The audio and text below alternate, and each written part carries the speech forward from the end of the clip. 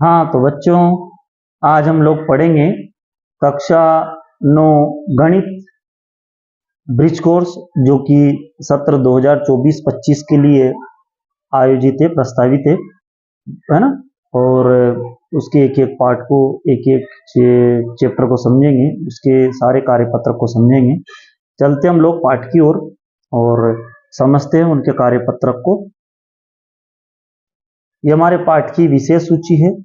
पाठ 1 है हमारा गिनती एवं पहाड़े, जो कि हमें प्रतिदिन 10 मिनट के लिए करना है। तो ये गिनती है और इसके बाद हम लोग पहाड़े समझेंगे, देखेंगे। मैं आपको थोड़ा सा बता दूं कि ब्रिज कोर्स जो है बहुत समय से आयोजित हो रहा है ना। शायद 2016-17 से आयोजित है।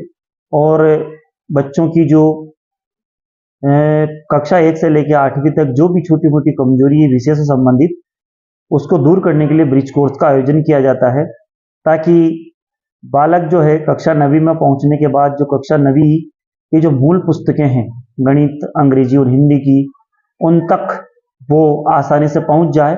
और उससे पहले उसकी कक्षा 1 से लेकर 8वीं तक जो भी छोटी मोटी कमजोरी रही है, जो भी उसके मतलब जो भी उसकी विषय वस्तु से जो भी समस्या है या समझने संबंधी जो भी कमजोरी रह गई हो, वो इस ब्रिज कोर्स के माध्यम से दूर किया जाता है। इसीलिए इसका आयोजन होता है। हम लोग आज प्रारंभ करते हैं पाठ 1 गिनती एवं पहाड़े, ठीक है।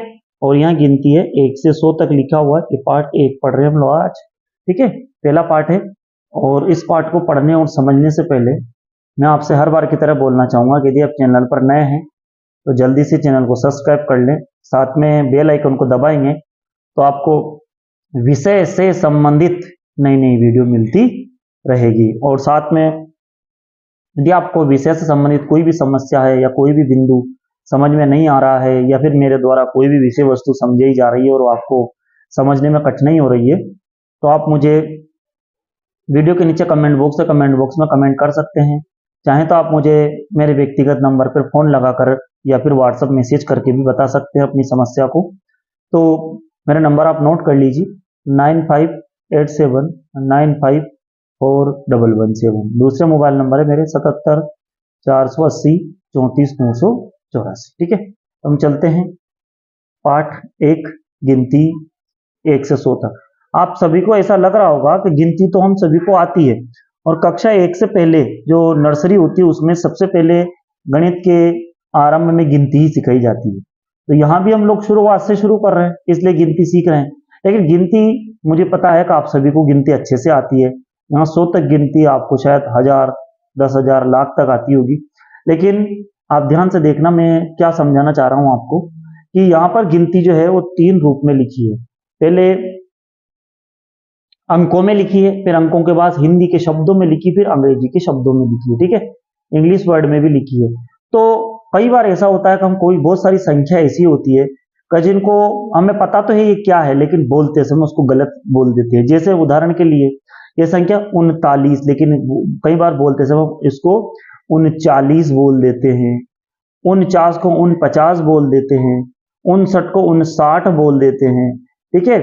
कई बार अपन लोग 41 को, कई बार 42 को, इस तरह से मतलब हम गलत बोल देते हैं। और इसीलिए क्या होता है कि कई बार जब हम उनको अंकों से शब्दों में लिखना होता है तो हम वहां भी इसको गलत लिख देते हैं, और कई वर्षों तक ये कमी हमारी बनी रहती है, और कहीं ना कहीं ये हमें समस्या पैदा करती है। कई बार ऐसा होता है कि हम अपनी पूरी पढ़ाई कर लेते हैं तो भी अपने को पता नहीं होता कि कौन से अंक को क्या बोला जाता है। और अंत में ये देखो यहाँ पर 91, 92, 93, 94, इस तरह से बहुत सारे अंक ऐसे होते हैं जिन्हें हम लोग अपनी जो क्षेत्रीय भाषा है उसके अनुसार बोल देते हैं और उसी के अनुसार पढ़ लेते हैं और वही याद कर लेते हैं। बाद में कई बार फिर हमें समस्याओं का सामना करना पड़ता है। इसके बाद अगली बात है, हिंदी के साथ साथ अंग्रेजी में भी लिखा है।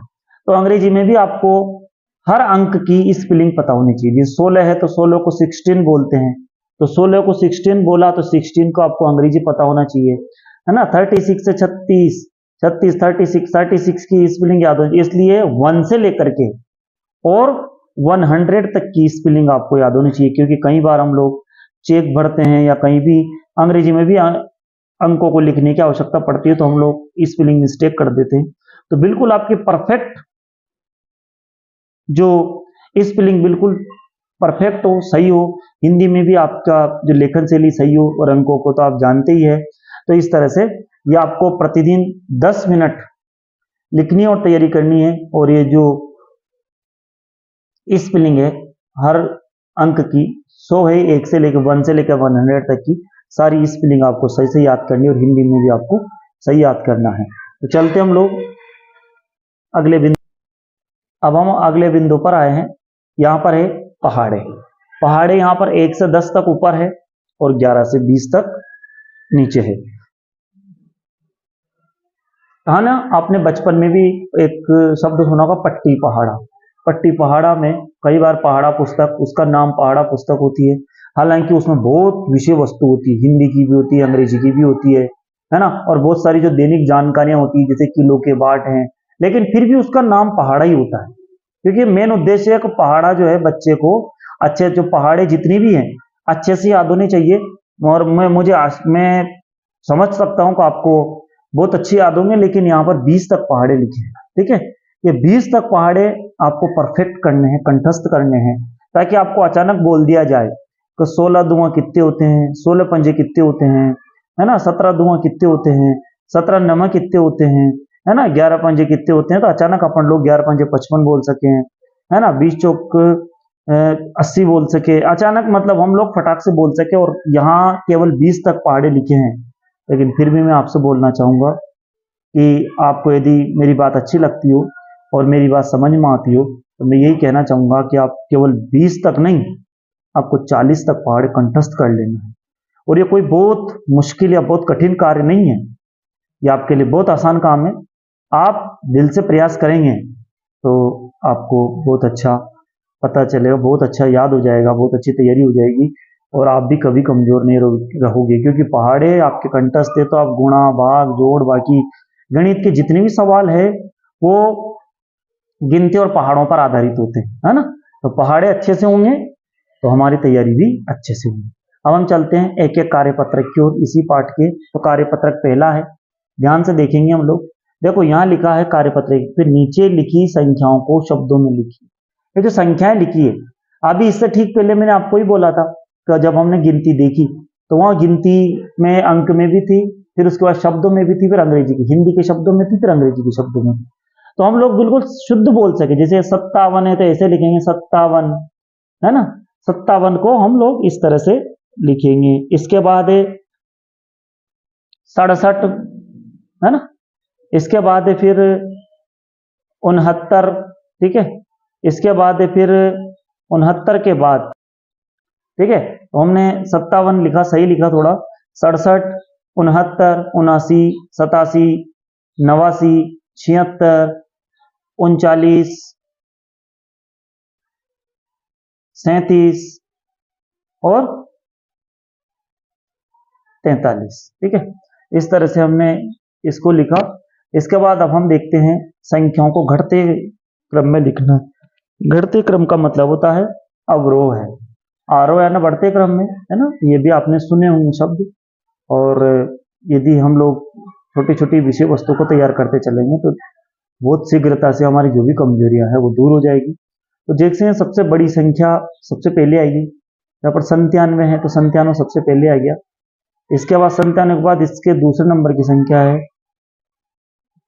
89, है ना, फिर इसके बाद है 87, फिर 79, है ना, फिर 69, ठीक है, इस तरह से संख्या है। इसको अंग्रेजी में बोल सकते हैं 97, फिर 89 है, फिर 89 के बाद 87 है, फिर 79 है और 69 है, ठीक है। तो देखो प्रयास आपको करना है, कभी भी किसी अपने आप को कमजोर नहीं मानना है ना। इसके बाद है फिर 265, 267, 263, 235, 294। सबसे पहले बड़ी संख्या 294, फिर इसके नीचे है 267, फिर 265, 263 और 235। इस तरह से ये हमने इसको घटते क्रम में लिखा। इस तरह से ये 4 अंकों की संख्या है ना।